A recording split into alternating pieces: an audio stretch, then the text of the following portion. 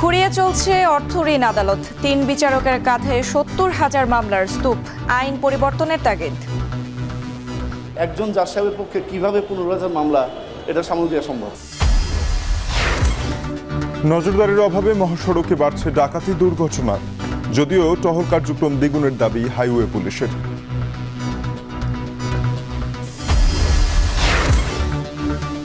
সাত কলেজ নিয়ে চলছে নতুন বিশ্ববিদ্যালয় গঠনের কাজ। ফ্যাকাল্টি নয়, ক্যাম্পাস ভিত্তিক স্কুলিং চালুর চিন্তা।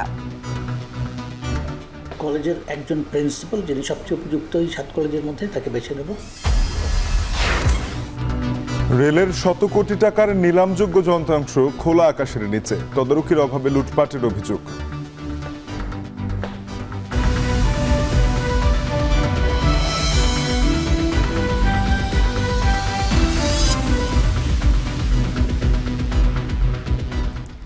স্বাগত এখন বাজারে। পুরো আয়োজন জোরের সঙ্গে আছি আমরা দুজন, আমি সুমাইয়া রাত্রি এবং আমি তানজিম শাফিন। মাত্র ৩ বিচারকের কাঁধে প্রায় ৭০,০০০ মামলা। এভাবেই চলছে ঢাকার অর্থ ঋণ আদালত। ঋণ খেলাপিদের কাছ থেকে টাকা আদায়ে দ্রুত মামলা নিষ্পত্তিতে অর্থ ঋণ আদালতের আইন ও কাঠামোগত পরিবর্তন গুরুত্ব দিয়েছেন আইনজীবী ও ব্যাংক কর্মকর্তারা। বিস্তারিত জাহিদ হাসানের প্রতিবেদনে। আদালতের কার্যসময় সকাল ১১টার দিকে ঢাকা অর্থঋণ আদালত ৩-এর এজলাস কক্ষে আইনজীবীদের অপেক্ষা বিচারকের জন্য। বারান্দায় দাঁড়িয়ে আইনজীবীদের মধ্যে চলছে আলাপচারিতা। তবে কিছু সময় পর আইনজীবীরা জানালেন আদালত বসবে না। ঢাকার 4টি অর্থঋণ আদালতে 3 জন বিচারক থাকায় এভাবেই ভোগান্তিতে পড়ছেন আইনজীবী ও ব্যাংক কর্মকর্তারা। দেশের প্রায় 100 আর্থিক প্রতিষ্ঠানের ঋণ সংক্রান্ত মামলার বিচার কাজ চলে ঢাকা অর্থঋণ আদালতে। কেন্দ্রীয় ব্যাংকের সবশেষ তথ্য মতে দেশের 60টি ব্যাংকের ঋণ সংক্রান্ত মামলার সংখ্যা 2,07,593টি, যার বিপরীতে ব্যাংকগুলোর প্রায় 2,36,489 কোটি টাকা আটকে আছে। দেশে খেলাফি ঋণ বেড়ে দাঁড়িয়েছে 2,84,977 কোটি টাকা। 2009 সালে আওয়ামী লীগ সরকারের শুরুতে খেলাপি ঋণ ছিল মাত্র 22,481 কোটি টাকা। আন্তর্জাতিক মুদ্রা তহবিল IMF এর চলমান 470 কোটি মার্কিন ডলার ঋণ কর্মসূচিতে শর্ত দেওয়া হয়েছে ঋণ খেলাপি 10% নামিয়ে আনার। খেলাপি ঋণ আছে এগুলো আরো। ঢাকার অর্থঋণ আদালতে ওয়ান ব্যাংক ও ন্যাশনাল ব্যাংকের আইন কর্মকর্তারা মামলার কাজে আদালতে আসছেন। এই 2 ব্যাংকের প্রায় 2,000 কোটি টাকার বেশি ঋণ সংক্রান্ত মামলা বিচারাধীন। যদি আমরা কেস না করতাম তারা টাকা দেওয়ার জন্য উৎসাহী হতো না। যেহেতু তাদের প্রপার্টি কিছু মর্গেজ থাকে সেগুলো বিক্রি করার ব্যবস্থা করা হয় এবং তাদেরকে অ্যাটাচমেন্ট করা হয়, অন্যান্য প্রপার্টি যাতে থাকে সেগুলোও অ্যাটাচমেন্টের ব্যবস্থা আনা হয়। যখন বিভিন্ন মেকানিজমে ঋণ আদায়ের চেষ্টা করি তখন আমরা যখন ব্যর্থ হই তখন একই স্টেজে মামলা করি। ইভেন বাংলাদেশ ব্যাংকের গাইডলাইন অনুযায়ী আমরা মামলা করতে হয়। 100 কোটির উপরে প্রতি বছর আদালতের মাধ্যমে এবং মামলাধীন অ্যাকাউন্ট থেকে আমরা রিকভারি করতে সক্ষম হই। অর্থঋণ আদালতের আইনজীবীরা বলছেন ঋণ সংক্রান্ত মামলার জট বাড়ছে, এতে করে মুখ থুবড়ে পড়বে ব্যাংকিং খাত। বিদ্যমান আইনের সংস্কারের কথা বলছেন তারা। এত মামলার সংখ্যা, হিউজ মামলার সংখ্যা। এখন আপনি শুধুমাত্র ঢাকাতেই 4টে কোর্টে 2 ধরনের মামলা হয়ে থাকে। প্রাথমিক যেটা হচ্ছে ঋণ মামলা, পরবর্তীতে জারি। স্বাভাবিকভাবে চিন্তা করেন একজন জাজ সাহেবের পক্ষে কিভাবে 15,000 মামলা এটা সামাল দেওয়া সম্ভব? যে সমন জারি হওয়ার 40 কার্য দিবসের মধ্যে আপনার লিখিত জবাব দাখিল করতে হবে। শুধুমাত্র এই একটা সেকশন যদি আপনার কারেকশন করে তাহলে অর্থঋণ মামলার আপনার নিষ্পত্তি খুব দ্রুত করা সম্ভব।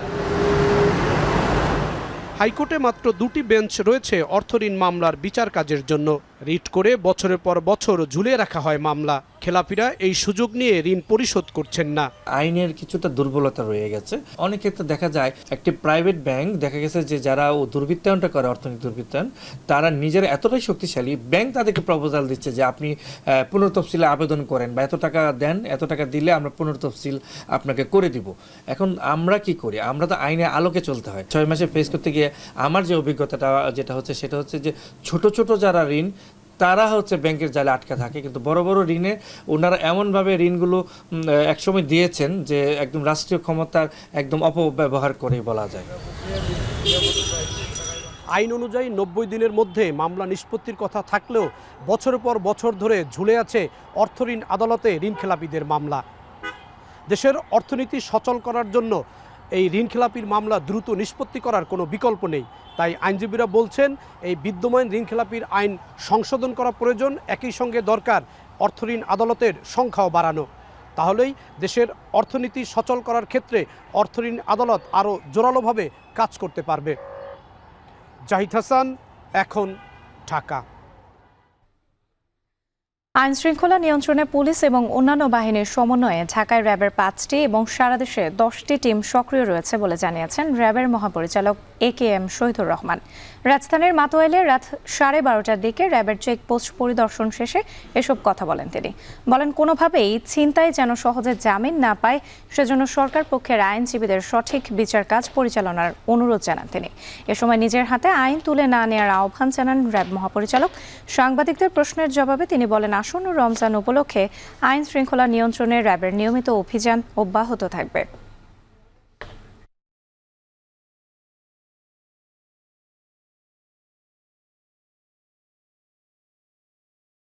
তো আমরা র্যাপিড অ্যাকশন ব্যাটালিয়ন আমাদের ঢাকায় 5টি এবং ঢাকার বাইরে 10টি ব্যাটালিয়ন সহ আইন শৃঙ্খলা রক্ষাকারী বাহিনীর আপনার পুলিশ ডিএমপির যারা আছে তাদের সাথে সমন্বয় রেখে আমরা কাজ করছি এই অপরাধগুলি নিবৃত করার জন্য।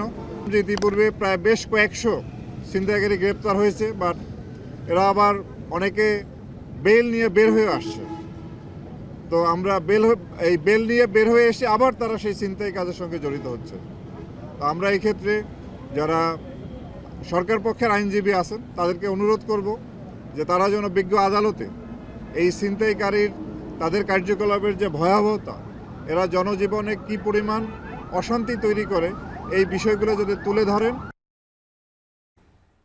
নিয়মিত নজরদারি ও সতর্কতামূলক ব্যবস্থা জোরদার না করায় মহাসড়কে হরহামেশা ঘটছে দুর্ঘটনা, ডাকাতি। এতে যানবাহনের চালক ও যাত্রীরা মুঠোফোন, নগদ টাকা হারানো সহ নানাভাবে ক্ষতিগ্রস্ত হচ্ছেন।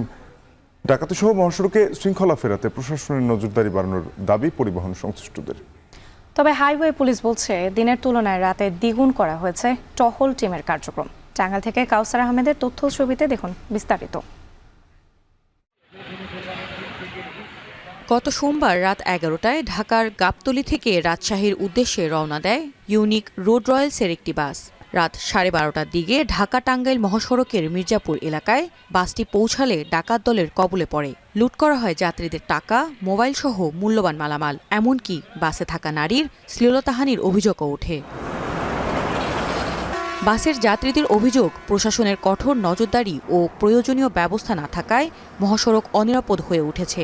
তাই মহাসড়কের ডাকাতি ও শ্লীলতাহানির মতো ঘটনা ঘটছে।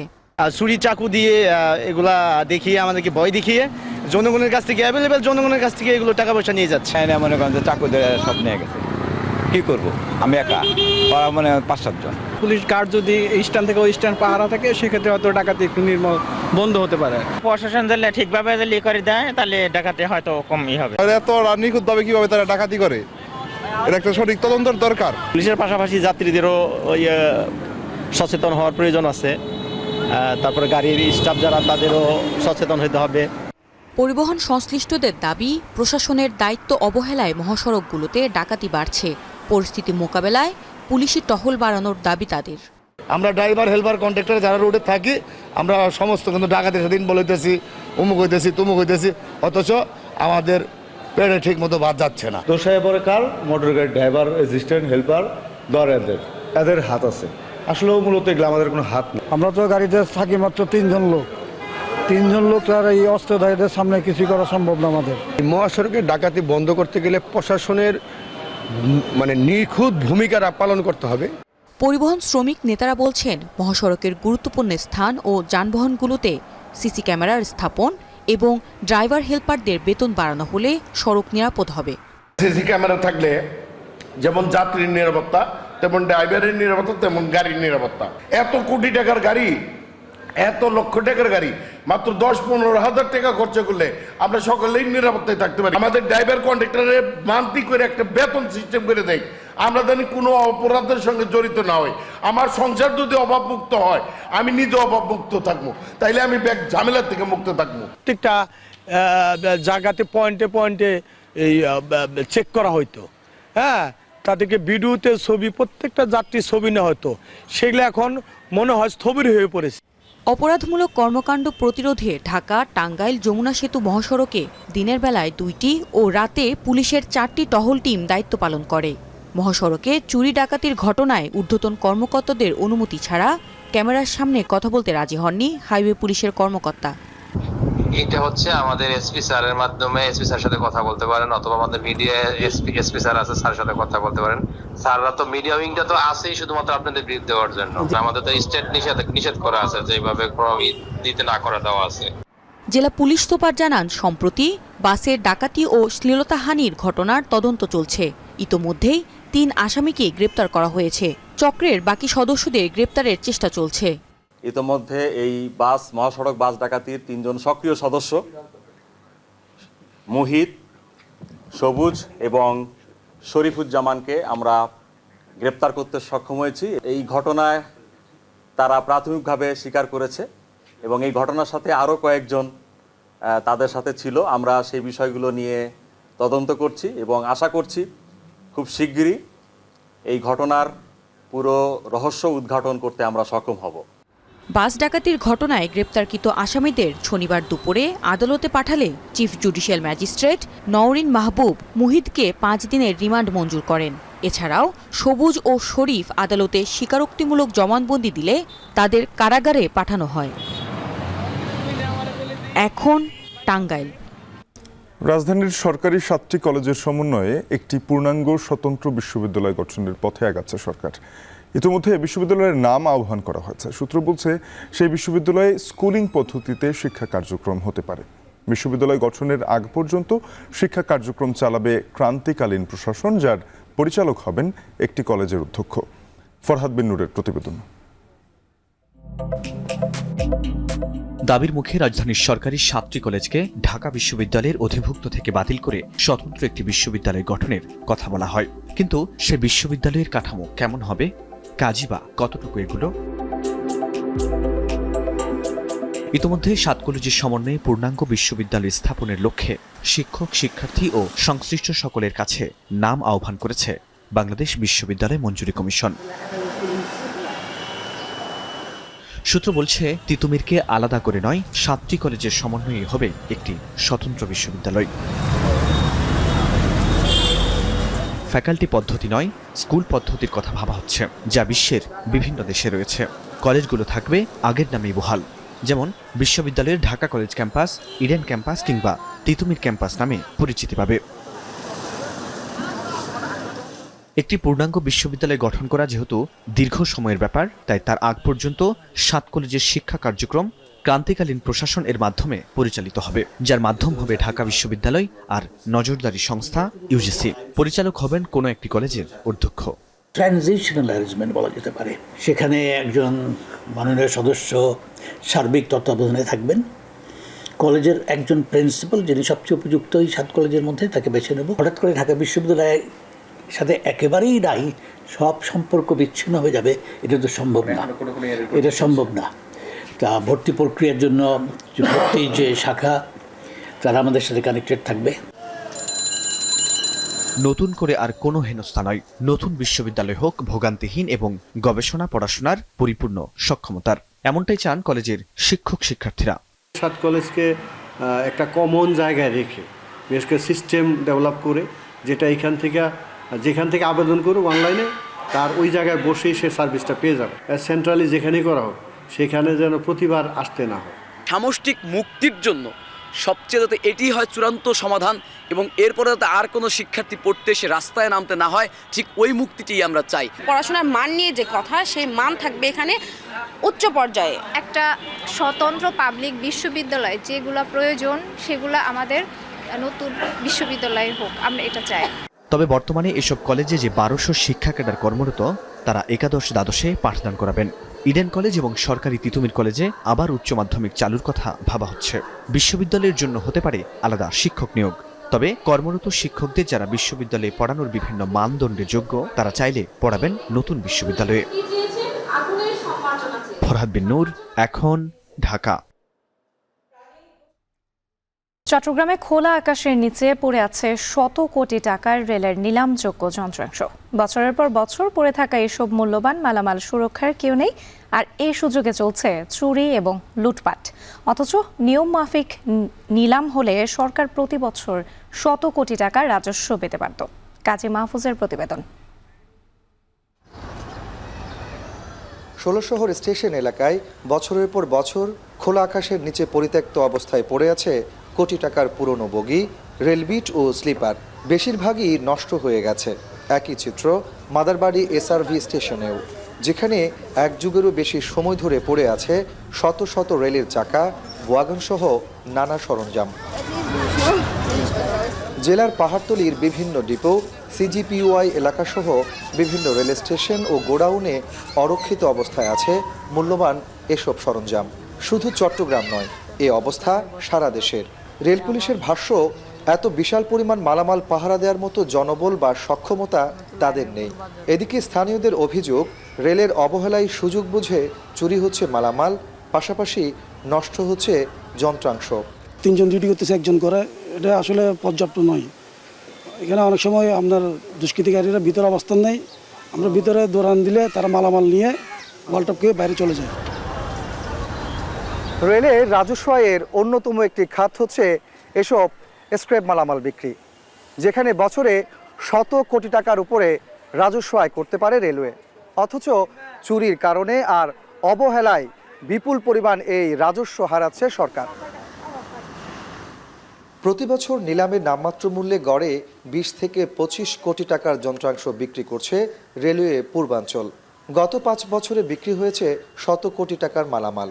চলতি বছর স্ক্র্যাপ মালামাল বিক্রি থেকে 25 কোটি টাকা আয়ের লক্ষ্যমাত্রা ধরা হলেও 7 মাসে অর্জন মাত্র 3 কোটি টাকা। এক্ষেত্রে যথাযথ সমন্বয় না থাকাকে দায়ী করছেন কর্মকর্তারা। সরঞ্জাম বিভাগের কাজটা আসলে অ্যাডভাইস নোট পাওয়ার পর থেকে শুরু হয়। আমাকে অ্যাডভাইস নোট করা হবে না ততক্ষণ পর্যন্ত আসলে আমাদের এই বিষয়ে জানা থাকে না। অ্যাডভাইস নোট হওয়ার পর থেকে আমরা ডিসপোজালটা করি। অ্যাডভাইস নোট হয়েছে কিন্তু আমরা ডিসপোজাল করতে পারিনি, এরকম কোনো কিছু পেন্ডিং নেই। তবে রেল স্টেশনের কাছাকাছি এসব মালামাল থাকলেও কি পরিমাণ মালামাল আছে আর এসব সংরক্ষণই বা হবে কিভাবে, তা জানেন না স্টেশন মাস্টাররা। স্লিপার অদল বদল করে, চেঞ্জ করে, পরিবর্তন করার পরে যেগুলো আপনার ব্যবহার অনুপযোগী থাকে ওগুলো নিয়ে আসে, যেগুলো লাগানোর দরকার এগুলো এখান থেকে নতুন করে সংযোজন করে আনে আর কি। তো আনার পরে এরা আমাদেরকে কোনো কিছু অবহিত করে না। 3 জন দিয়ে আপনি একটা ইয়ার্ড 11টা লাইন কখনো রক্ষা করা সম্ভব না। আর আমার সেফটি ফেন্সিং, তারপরে বলেন বিভিন্ন চোর, এই যে আশেপাশে যে বস্তিগুলো আছে, আমরা অনেকবার পদক্ষেপ নিয়েছি উচ্ছেদ করার জন্য। আজ উচ্ছেদ করি, কালকে আবার হয়ে যায়। রেলের এসব স্ক্র্যাপ মালামাল নিলামে বিক্রির সময় সিন্ডিকেটের কারসাজি ও একটি নির্দিষ্ট চক্রের হাতে নিয়ন্ত্রিত হয় বলেও অভিযোগ আছে। কাজী মাহফুজ, এখন চট্টগ্রাম। বগুড়ার বাজারে সপ্তাহের ব্যবধানে খুচরা পর্যায়ে কেজি প্রতি 5 থেকে 7 টাকা পর্যন্ত বেড়েছে সব ধরনের সবজির দাম। ব্যবসায়ীরা বলছেন সরবরাহ বাড়লেও দাম কমে আসবে। বিস্তারিত জানাতে বগুড়ার রাজা বাজার থেকে যুক্ত হচ্ছেন রাজীব সেলিম। রাজীব, পাইকারি পর্যায়ে সবজির দাম কেমন বেড়েছে এবং একই সাথে জানতে চাই সবজির দাম বেড়ে যাওয়া নিয়ে বিক্রেতারা কি বলছেন?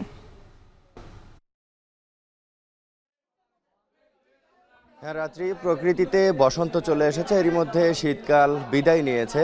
সেই সাথে মাঠে যে শীতকালীন সবজিগুলো ছিল সেগুলো ফুরিয়ে এসেছে, একেবারে শেষ সময়ে চলে এসেছে, যে কারণে বগুড়ার হাট বাজারগুলোতে সবজির সরবরাহ কিছুটা কমেছে। আর সরবরাহ কমলে স্বাভাবিকভাবেই দাম বৃদ্ধি পায়। আর বগুড়াতেও সেরকমই ঘটেছে, দাম বাড়তে শুরু করেছে। খুচরা পর্যায়ে সপ্তাহের ব্যবধানে কেজি প্রতি বিভিন্ন সবজির দাম বেড়েছে 5 থেকে 7 টাকা এবং পাইকারি পর্যায়ে সেই অর্থে দাম বৃদ্ধির প্রভাব পড়েনি। এর কারণ আমি একটু জানিয়ে রাখি যে বগুড়া সবজির উৎপাদন এলাকা, প্রচুর সবজি উৎপাদন হয়, যে কারণে বছরের সব সময়ই বগুড়ার পাইকারি হাট বাজারগুলোতে আসলে সবজির সরবরাহ থাকে, একেবারে তলানিতে ঠেকে না। আর খুচরা বাজারে, পাইকারি বাজারে যে দামে বিক্রি হয় খুচরা বাজারে তার চেয়ে কয়েক গুণ বেশি দামে বিক্রি হয় বছরের সব সময়ই। শুধুমাত্র একেবারে শীতের শেষ সময়ে যখন সবজির সরবরাহ কমে সেই সেই সময় নয়, সব সময়ই এরকম হয়ে থাকে। আর বগুড়ার সবজির যে কৃষকরা সবজি চাষ করেছেন তাদের সাথে আমরা কথা বলেছি, তারা জানিয়েছেন যে সবজির যখন একেবারে দাম পড়ে গিয়েছিল, একেবারে কমে গিয়েছিল, সে সময় তারা অনেকেই সবজির গাছ কেটে ফেলেছেন, কেটে অন্যান্য ফসল চাষে তারা ব্যস্ত হয়ে পড়েছিলেন, যে কারণে শীত একেবারে শেষ হতে না হতেই সবজির সরবরাহ কিছুটা কমেছে। এখানে ব্যবসায়ীরা বলছেন যে আগামী এক সপ্তাহের মধ্যে সরবরাহ আরও কমলে দাম আরও বাড়বে। তবে পাইকারি পর্যায়ে এখন পর্যন্ত দামে খুব বেশি প্রভাব পড়েনি। সপ্তাহের ব্যবধানে সবজির কেজি প্রতি 1 থেকে 2 টাকা, অর্থাৎ 100 টাকা মন প্রতি 100 টাকা 120 টাকা কম বেশি হয়েছে। আজকের বাজারে টমেটো বিক্রি হয়েছে 200 টাকা থেকে 250 টাকা মন, অর্থাৎ 5 থেকে 6 টাকা কেজি। পেঁপে বিক্রি হয়েছে 25 টাকা কেজি। বাঁধাকপি প্রতি পিস বাঁধাকপি বিক্রি হয়েছে 10 টাকা। আর ফুলকপির দাম অপরিবর্তিত রয়েছে, ফুলকপি বিক্রি হয়েছে 10 থেকে 12 টাকা। আর বেগুনের দাম একটু বেশি রয়েছে, বেগুন 800 টাকা মন, অর্থাৎ 20 টাকা কেজি। এই বেগুনের দাম ব্যবসায়ীরা বলছেন যে রমজান আসতে আসতে আরও দাম বেড়ে যাবে। বেগুনের দাম প্রতি রমজানেই কিছুটা বৃদ্ধি পায়। আর সিমের দাম অপরিবর্তিত রয়েছে, সিম আজকের বাজারে বিক্রি হচ্ছে 25 থেকে 30 টাকা। এখানে ভোক্তাদের কিছু অভিযোগ রয়েছে, আমরা যারা ক্রেতা রয়েছেন তাদের সাথে কথা বলেছি, তারা আমাদেরকে বলছেন যে শীতকালীন সবজি শেষের পথে, সে কারণে দাম বাড়বে, এটিও খুব স্বাভাবিক। তবে স্বাভাবিকভাবেই যেন দাম বৃদ্ধি পায় সেজন্য তদারকির খুব প্রয়োজন মনে করছেন ক্রেতারা। এই ছিল আমার কাছে বগুড়ার সবজি বাজার থেকে সব শেষ খবর। রাত্রি। বগুড়ার বাজার পরিস্থিতি জানাতে আমাদের সঙ্গে যুক্ত ছিলেন সহকর্মী রাজীব সেলিম। মানিকগঞ্জের সিংগাইরে বাড়ছে গাজরের আবাদ। এখানকার বেশিরভাগ গ্রামই এখন গাজর গ্রাম নামে পরিচিত। দেশের চাহিদার প্রায় 40% গাজর উৎপাদন হচ্ছে এই অঞ্চলে, যার আনুমানিক বাজার মূল্য প্রায় 65 কোটি টাকা। আসাদ জামানের প্রতিবেদনে দেখুন বিস্তারিত। বিস্তীর্ণ মাঠ জুড়ে সবুজের সমারোহ।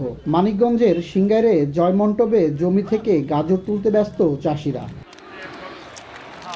1.5 যুগেরও বেশি সময় ধরে গাজর চাষের সাথে যুক্ত জেলার জয়মন্টপ, আজিমপুর, চর আজিমপুর, কিটিংচর সহ কয়েকটি গ্রামের প্রায় 10,000 কৃষক। তবে সময় মতো পর্যাপ্ত বৃষ্টি না হওয়ায় এবার কিছুটা কমেছে গাজরের ফলন। এতে কাঙ্ক্ষিত দাম পাওয়া নিয়ে শঙ্কায় চাষিরা। এবছর গাজরের একটু ফলন কম হয়েছে, আপনার আবহাওয়া বৃষ্টি হয় না, আবহাওয়া অন্যগুলো না থাকা। 1 বিঘায় প্রায় আপনার 200 মন যদি ভালো হইতো, কিন্তু এখন সেটা কমে 115-20 মন এরকম। এই বছর আপনার বিঘায় 50 মন করে নাই, এদিকে আমরা লস খেয়ে গেছি। এবার পাখিতে 20,000-25,000 লাভ হয়েছে, আর এবার পাখিতে 20,000-25,000 লস। এদিকে গাজর পরিষ্কারে এবার বিশেষ মেশিনের ব্যবহার বাড়লেও সংরক্ষণে নেই উন্নত মানের হিমাগার। এ অবস্থায় উপজেলায় একটি হিমাগার স্থাপনের দাবি চাষি ও ব্যবসায়ীদের। আগে লাতিয়ে দুইতো, এবার আনছি প্রথম 20 মিনিট 30 মিনিট লাগে, তাই ধোয়া ভালো হয়। ভালো মানের যদি কোনো কোলেস্টার থাকতো আমাকে মানিকগঞ্জের ভিতরে তাইলে আমরা 2 মাস ছুঁয়ে আমরা একটু উন্নত মানের বিক্রি করে পারতাম। অল্প সময়ে ফসল উঠায় গাজর চাষে লাভ বেশি, সে কারণে আগ্রহী হচ্ছেন চাষিরা। এবছর উপজেলায় প্রায় 42,000 টন গাজর উৎপাদন হবে বলে জানান কৃষি কর্মকর্তা। তো এবছর যে আমাদের গাজরটা হয়েছে, আমরা যে হিসাব করেছি 15 টাকা ধরে যদি আমরা হিসাব করি, তাহলে প্রায় 65 কোটি টাকার মতো গাজর সিংগাইরের থেকে বিক্রি হবে। চলতি মৌসুমে উপজেলায় 960 হেক্টর জমিতে গাজরের আবাদ হয়েছে, যা গত বছরের তুলনায় 10 হেক্টর বেশি। সরকারের সহযোগিতা পেলে এই অঞ্চলের গাজর বিদেশে রপ্তানি করা সম্ভব বলে মনে করেন সংশ্লিষ্টরা। আসাদ জামান, এখন মানিকগঞ্জ। বান্দরবানের নাইক্ষ্যংছড়ি সীমান্ত দিয়ে প্রতিনিয়ত অবৈধভাবে দেশে ঢুকছে বার্মিজ গরু। এতে একদিকে শত শত কোটি টাকার রাজস্ব হারাচ্ছে সরকার, অন্যদিকে ক্ষতিগ্রস্ত হচ্ছেন দেশের খামারিরা। রিজভির হাতের প্রতিবেদন। এভাবেই বান্দরবনের নাইক্ষ্যংছড়ির দুর্গম বিভিন্ন সীমান্ত দিয়ে দেশে আসছে শত শত গরু। আইনশৃঙ্খলা বাহিনীকে ফাঁকি দিয়ে অবৈধভাবে আসা এসব গরু চলে যাচ্ছে বিভিন্ন এলাকায়। অভিযোগ রয়েছে প্রশাসনকে ম্যানেজ করে প্রভাবশালী সিন্ডিকেট মিয়ানমার থেকে অবৈধভাবে গরু আনে, পরে এসব গরু প্রকাশ্যে হাটে বেচা কেনার পর রসিদের মাধ্যমে বৈধতা দিয়ে পাঠিয়ে দেয়া হয় দেশের বিভিন্ন প্রান্তে। এতে ক্ষতিগ্রস্ত হচ্ছেন দেশের খামারিরা, রাজস্ব হারাচ্ছে সরকার। মায়ানমার থেকে হাজার হাজার গরু সোমবার এবং বৃহস্পতিবার এখানে আসে সরকারের রাজস্ব ফাঁকি দিয়ে। এই সীমান্ত বাহিনীর যারা আছে দায়িত্বরত আছে তারা কি করে জানে না।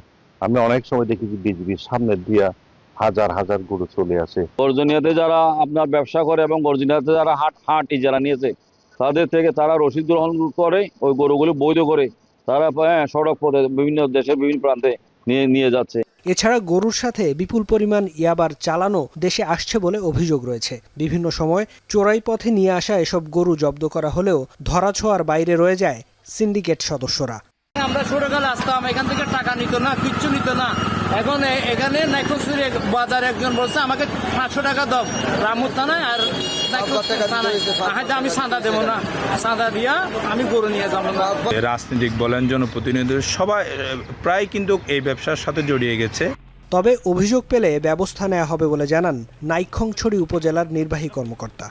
আমার কাছে অফিসিয়ালি কোনো তথ্য এরকম নাই যে এখানে চোরাচালানের গরু উঠে বা এখানে চোরাচালানের গরু ব্যবসা করা হয়।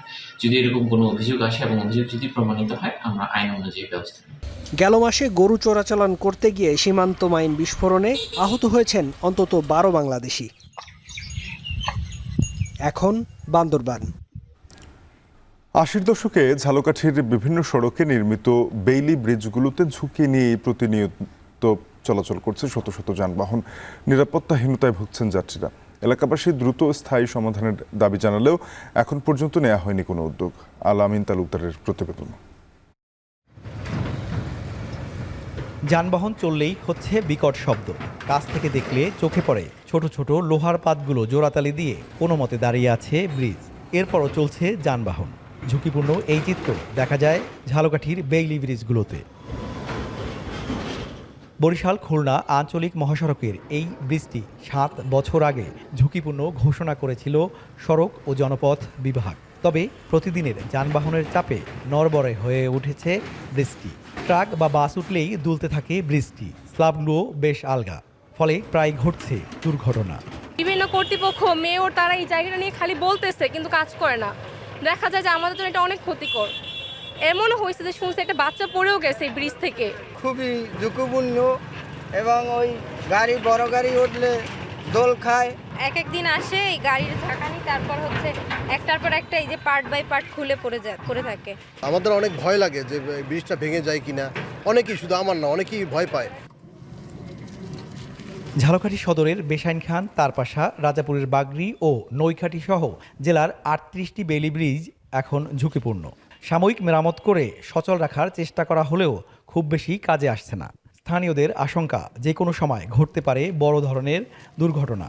স্টিলের যে পাতগুলা এগুলা ফাঁকা হয়ে গেছে, গাড়ি চাকা ঢুকে পড়ে, যে কোনো মুহূর্তেই একটা দুর্ঘটনা ঘটে যাইতে পারে। এই অবস্থায় যদি এই ঝুঁকিপূর্ণ ব্রিজটি থাকে তাহলে যোগাযোগ অবস্থা খুবই বিচ্ছিন্ন হয়ে যাবে। বিভিন্ন ইউনিয়নে বেলি ব্রিজগুলো খুব ভঙ্গুর অবস্থা এবং খারাপ অবস্থায় আছে। সেতুর তো কোনো অবস্থাই নাই, সেতুর অবস্থা একবারে খারাপ হয়ে গেছে, ঠিক আছে, মানে বলার মতো না। ঝালকাঠি সড়ক বিভাগের নির্বাহী প্রকৌশলী জানিয়েছেন, অধিকাংশ ব্রিজের উন্নয়নের জন্য মন্ত্রণালয়ে প্রস্তাব পাঠানো হয়েছে। ঝুঁকিপূর্ণ সেতুগুলো আছে, আমরা কিছু মাইনরের মাধ্যমে এবং কিছু পিএমপি সেতু প্রোগ্রামের মাধ্যমে কর্মসূচি গ্রহণ করেছি।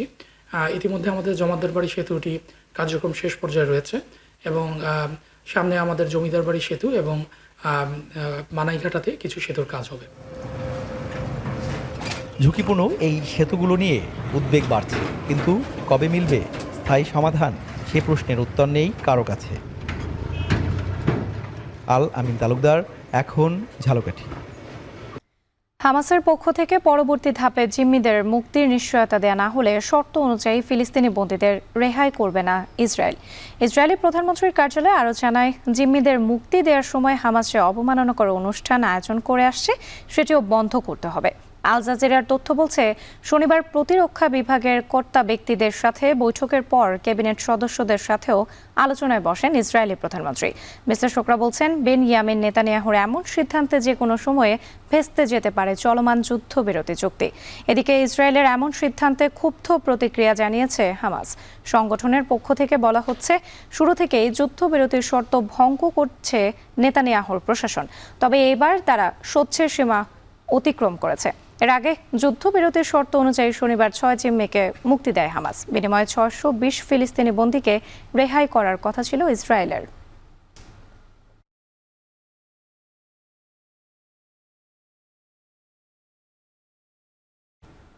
রাশিয়া ইউক্রেন যুদ্ধ 4 বছরে পা রাখতে বাকি মাত্র কয়েক ঘন্টা। ক্ষমতায় গেলে 24 ঘন্টার মধ্যে যুদ্ধ বন্ধের দম্ভ করলেও আলোর পথ দেখাতে পারেননি মার্কিন প্রেসিডেন্ট। বরং যুদ্ধবন্ধে মস্কোর সঙ্গে ওয়াশিংটন একা আলোচনা করে ইউক্রেন ও ইউরোপের মিত্রদের উদ্বেগ বাড়িয়েছে। বিশ্লেষকরা মনে করছেন, ট্রাম্পের বিতর্কিত কর্মকাণ্ডগুলো পুতিনের অসৎ উদ্দেশ্য হাসিলের পথকে সহজ করে তুলছে। তৌহিদুর রহমান জানাবেন বিস্তারিত। I will end that war in one day. It'll take 24 hours. I know Zelensky well. I know Putin well. Russia Ukraine যুদ্ধ বন্ধ করতে মাত্র 24 ঘন্টা সময় লাগবে বললেও মার্কিন প্রেসিডেন্টের দায়িত্ব নেয়ার 1 মাস পেরিয়েছে। যুদ্ধ না থামায় 2022 সালের 24 ফেব্রুয়ারি ইউক্রেনে শুরু করা রুশ অভিযান গড়াচ্ছে 4র্থ বছরে। ইউক্রেন ও ইউরোপকে বাদ দিয়ে সৌদি আরবে মস্কোর সাথে ওয়াশিংটনের আলোচনাও সবাইকে হতবাক করেছে। ট্রাম্প আসলে কোন দিকে দাবার গুটি চালছেন তা বোঝা মুশকিল। এই যখন অবস্থা, তখন ট্রাম্প ইউক্রেনের অর্ধেক খনিজ সম্পদের মালিক হতে মরিয়া হয়ে ওঠার বিষয়টিও উদ্বেগ বাড়িয়েছে ইউরোপীয় মিত্রদের। এই পরিস্থিতিতে প্রশ্ন উঠেছে, তবে কি ইউক্রেনের খনিজ সম্পদে লুকিয়ে আছে যুদ্ধ বন্ধ হওয়া না হওয়ার আসল রহস্য? ট্রাম্প সেটি হাসিল করতে পারলেই কি 24 ঘন্টার মধ্যে বন্ধ হতে যাচ্ছে রাশিয়া ইউক্রেন যুদ্ধ? এমন শঙ্কায় ইউক্রেনের নিরাপত্তা গ্যারান্টি এবং ইউরোপের স্বার্থের বিষয়েও যুক্তরাষ্ট্রের গুরুত্ব দেওয়া উচিত বলে মনে করছেন বিশ্লেষকরা। Agreement needs to be very clear on a sustainable sovereignty and freedom of policy choice for Ukraine going forward and credible security guarantees. Now, how those credible security guarantees are measured or enforced. অনেক বিশ্লেষক এও মনে করছেন যে রুশ president আসলে যুদ্ধবিরতির আলোচনাকে একটি ফাঁদ হিসেবে ব্যবহার করছেন, যার মাধ্যমে ইউক্রেনের উপর সম্পূর্ণ নিয়ন্ত্রণ বা গুরুত্বপূর্ণ কিছু অংশ নিজ দেশের সঙ্গে সংযুক্ত করার পথে এগুতে চান তিনি। আর আলোচনার টেবিলে ইউরোপকে বাদ দেওয়া সহ ট্রাম্পের নানা বিতর্কিত পদক্ষেপ পুতিনের সেই পথকে সহজ করে তুলছে বলেও মনে করা হচ্ছে। এদিকে যুদ্ধের কারণে পদত্যাগ করা এক রুশ কূটনীতিক ধারণা করছেন, ভবিষ্যতে ট্রাম্পের প্রতিনিধিদের সঙ্গে আলোচনায় পুতিনের প্রতিনিধিরা খুব শক্ত অবস্থানে থাকবেন। স্বার্থ হাসিলের জন্য রুশ আলোচকরা যুক্তরাষ্ট্রের আলোচকদের তোষামোদও করতে পারেন, আবার পরক্ষণেই হুমকি কিংবা ব্ল্যাকমেলও করতে পারেন তারা। They just deliver what Vladimir Putin thinks and what he wants. All their role is to find more suitable words for this. So sometimes they could think that it's better to appease somehow Americans, to flatter them.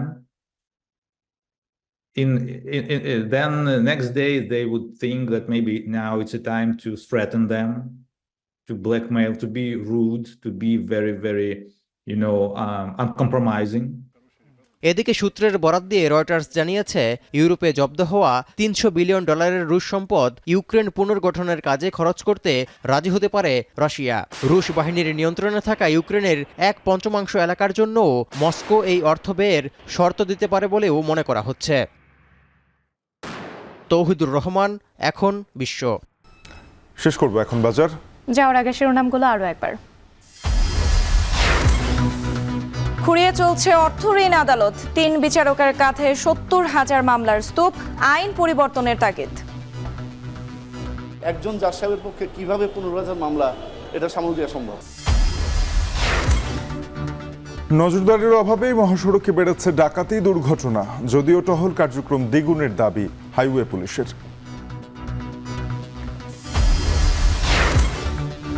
7 college নিয়ে চলছে নতুন বিশ্ববিদ্যালয় গঠনের কাজ, faculty নয় campus ভিত্তিক schooling চালুর চিন্তা। কলেজের একজন প্রিন্সিপাল যিনি সবচেয়ে উপযুক্ত এই 7 কলেজের মধ্যে তাকে বেছে নেব। রেলের 100 কোটি টাকার নিলামযোগ্য যন্ত্রাংশ খোলা আকাশের নিচে, তদারকির অভাবে লুটপাটের অভিযোগ।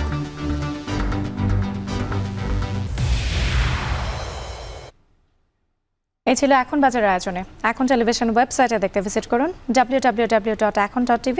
এছাড়া যুক্ত থাকুন ফেসবুকে facebook.com/tv.ekon এবং ইউটিউবে দেখতে ভিজিট করুন youtube.com/c/ekontv।